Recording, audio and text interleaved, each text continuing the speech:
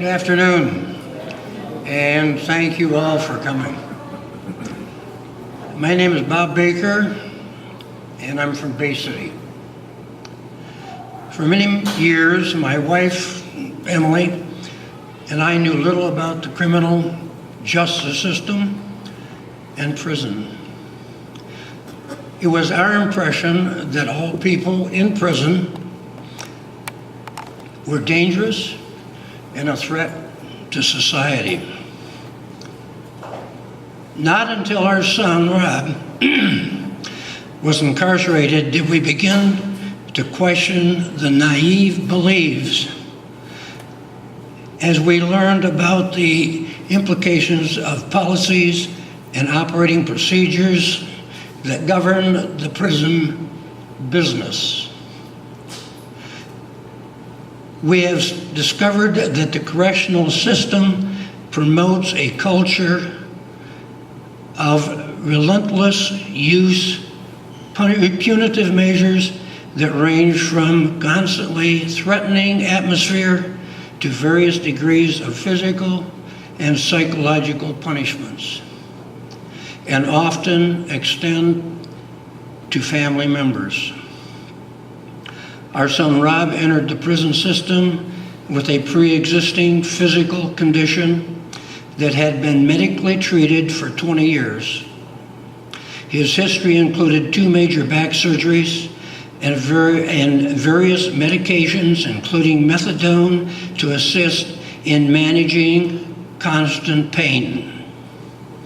Soon after arriving at MDOC's Reception and Guidance Center, Rob was medically evaluated and a pain management plan was introduced that included methadone, and this plan was developed by Dr. William Dunker. It allowed Rob to participate in daily activities, to adjust to prison environment, and to establish an exemplary institutional record. We visited him regularly and anticipated the opportunity to be together and provide the support that eventually would assist him in transitioning back to society.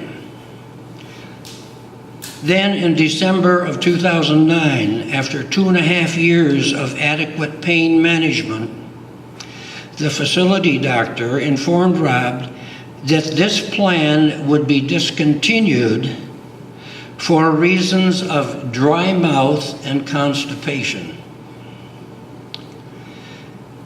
We understand that this decision was actually made by the MDOC Chief Medical Officer, Dr. Jeffrey Steve, and the Pain Management Committee. Methadone was weaned inconsistently over a 30-day period. Because of the increased pain, Rob was referred to psychological services. Here, therapists, including Dr. Jeffrey Zinberg, psychologist, tried to advocate with medical service providers to restore pain management, but they were told, don't interfere.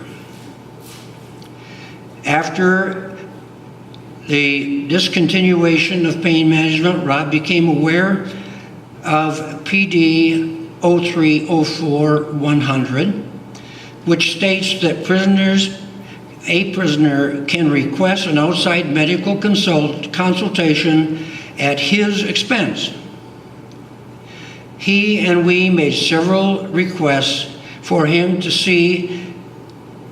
be seen at the University of Michigan Hospital over a 2-year period.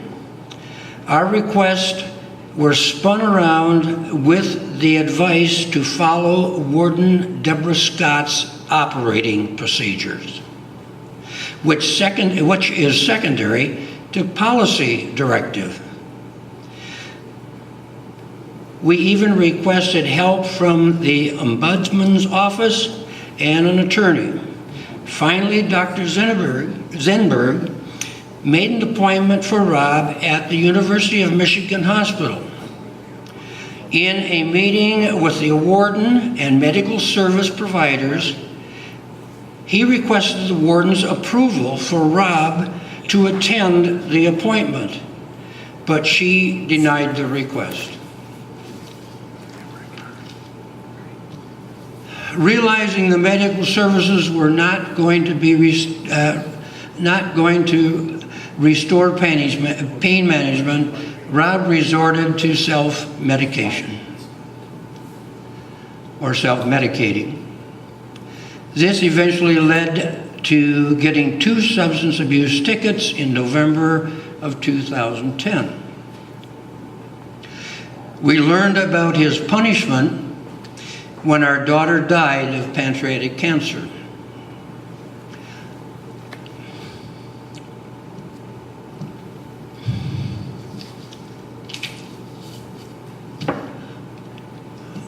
I called the facility to make arrangements to see Rob privately